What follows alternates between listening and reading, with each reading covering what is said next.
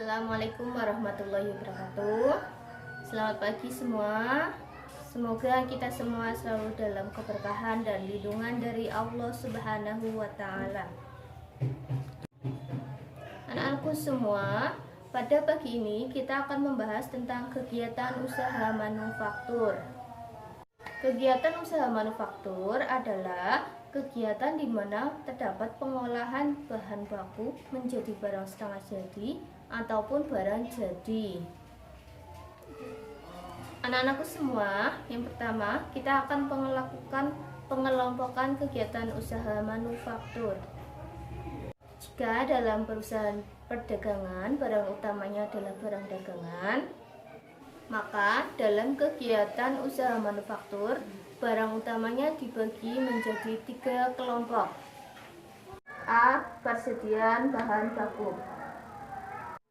Barang yang berupa bahan baku nantinya akan diproses menjadi barang setengah jadi ataupun barang jadi. B. Persediaan barang dalam proses, yang merupakan barang setengah jadi yang akan diubah menjadi barang jadi. C. Barang jadi, yang merupakan barang yang siap untuk dijual atau dipasarkan. Nah, anakku semua, untuk membedakan antara perusahaan manufaktur dengan perusahaan lainnya, maka kita harus mengetahui ciri-ciri perusahaan manufaktur.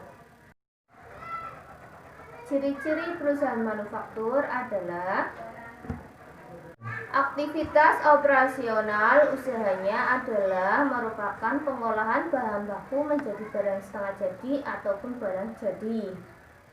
B. Pendapatan usaha merupakan berasal dari penjualan barang jadi. C. Memiliki persediaan produk secara fisik. Biaya dalam perusahaan manufaktur dibagi menjadi biaya bahan baku, biaya tenaga kerja, dan biaya overhead pabrik. E. Melakukan perhitungan harga pokok produksi pada laporan keuangan laba rugi. F. Melakukan perhitungan harga pokok penjualan pada laporan keuangan laba rugi. Anak-anakku semua, perusahaan manufaktur juga memiliki fungsi-fungsi sebagai berikut. A. Fungsi produksi, yaitu fungsi di mana melakukan kegiatan pengolahan bahan baku menjadi barang jadi atau setengah jadi. B. Fungsi pemasaran, yaitu fungsi untuk mencapai tujuan perusahaan dari proses produksi dengan menjual hasilnya. Tujuannya untuk mencapai keuntungan. C. Fungsi administrasi dan umum. Fungsi dari kegiatan manufaktur yang ada hubungannya dengan peraturan kebijakan, pengarahan dan pengawasan supaya kegiatan berjalan efektif dan efisien. D. Fungsi keuangan. Fungsi dari penyediaan berbagai macam dana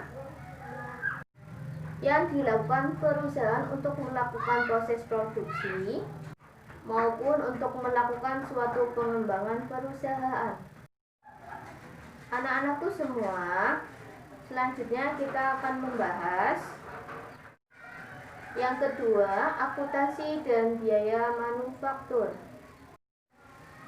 Kegiatan akuntansi yang dilakukan oleh perusahaan dibedakan menjadi 2. A. Akuntansi biaya, yang meliputi pencatatan, pengintisaran, pelaporan transaksi yang berkaitan dengan pembuatan suatu produk. B. Akuntansi keuangan, kegiatan yang meliputi pencatatan, pelaporan, transaksi-transaksi yang meliputi perubahan aktiva, kewajiban, dan ekuitas perusahaan. Anak-anakku semua, Biaya-biaya yang ada di perusahaan manufaktur itu tidak hanya terdiri dari satu biaya saja,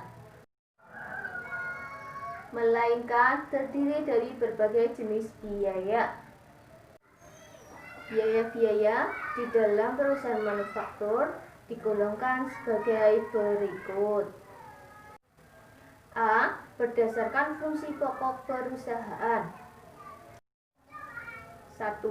Biaya produksi, contohnya biaya bahan baku, biaya tenaga kerja, dan biaya overhead.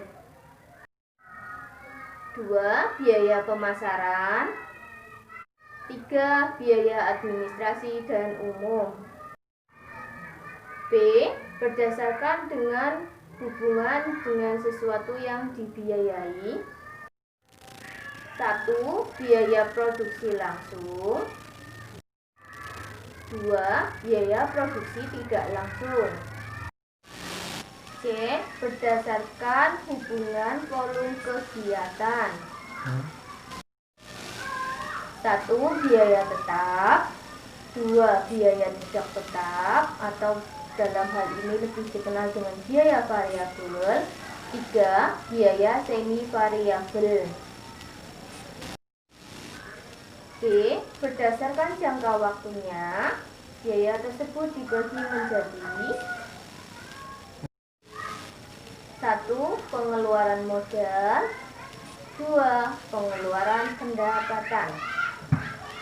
Demikian pertemuan kali ini. Wallahul muwaffiq ila aqwamit thoriq. Wassalamualaikum warahmatullahi wabarakatuh.